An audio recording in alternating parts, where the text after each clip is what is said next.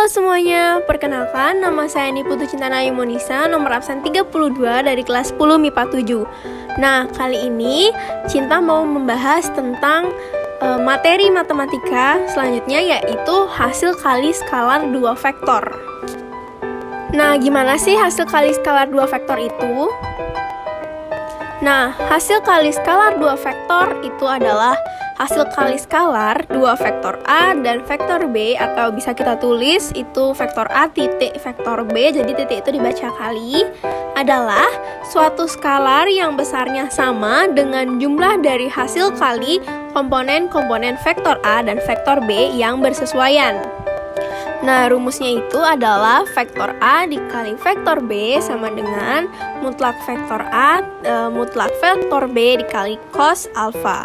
Nah, mutlak vektor A itu merupakan panjang vektor A dan mutlak vektor B itu merupakan panjang dari vektor B. Nah, cos alfa itu atau alfa itu merupakan besar sudut antara vektor A dan vektor B. Nah, di sini sudah ada gambarnya. Jadi A itu sudutnya.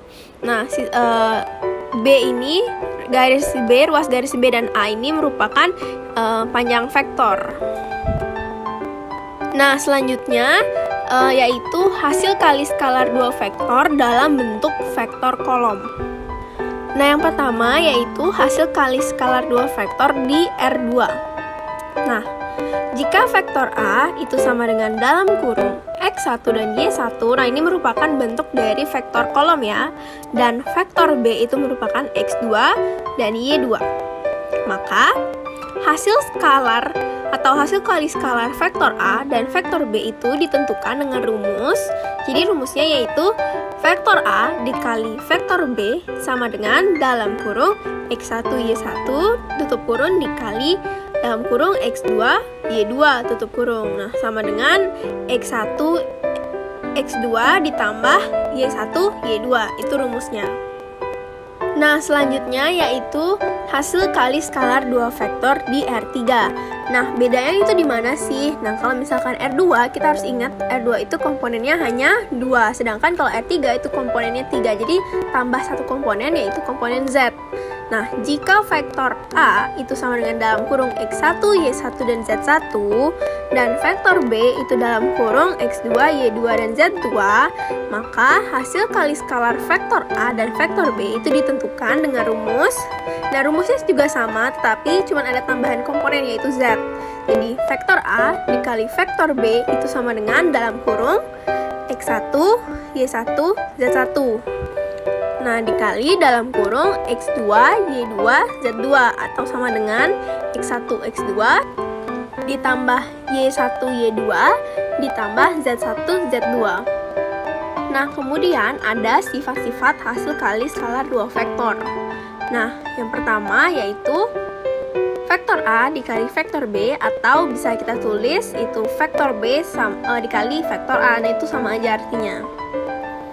Lalu yang kedua yaitu vektor A dikali dalam kurung vektor B ditambah vektor C, atau bisa ditulis vektor A dikali vektor B ditambah vektor A dikali vektor C. Nah, yang ketiga yaitu K dalam kurung vektor A dikali vektor B, atau bisa ditulis dalam kurung K vektor A itu kurung dikali vektor B atau sama dengan vektor A dikali dalam kurung K vektor B. Nah, itu sama aja artinya. Nah, yang terakhir yaitu vektor A dikali vektor A, atau bisa ditulis mutlak vektor A pangkat 2 atau kuadrat. Nah, jika vektor A itu dikali vektor A yang lebih besar dari 0 jika vektor A itu tidak sama dengan vektor 0, dan vektor A dikali vektor A sama dengan 0 itu jika vektor A sama dengan vektor 0. Nah, kemudian di sini ada contoh soal yang sudah saya buatkan, yaitu yang pertama, diketahui vektor P itu sama dengan 3 vektor I ditambah 2 vektor J dikurang vektor K. Dan vektor Q itu sama dengan vektor 2i ditambah vektor 5j ditambah vektor 3k. Maka hitunglah hasil kali dari skalar vektor P dikurang vektor Q. Nah, penyelesaiannya yaitu jadi vektor P itu dikali vektor Q yaitu sama dengan, jadi vektor P-nya kan kita udah tahu kalau misalkan 3, 2 sama min 1. Jadi terus vektor Q-nya itu kita udah ketahui bahwa 2, 5, dan 3. Jadi kita tinggal kali masing-masing aja. I dikali I, J dikali J, dan K dikali K juga. Jadi 3 dikali 2 ditambah 2 dikali 5 ditambah min 1. Kenapa min 1? Karena di sini min K. Jadi min 1 dikali 3. Nah, dapat hasilnya adalah sama dengan 6 ditambah 10 dikurang 3. Maka hasilnya hasil kali skalar vektor P itu dikali vektor Q itu adalah 13. Nah, lalu di sini ada soal-soal yang saya berikan.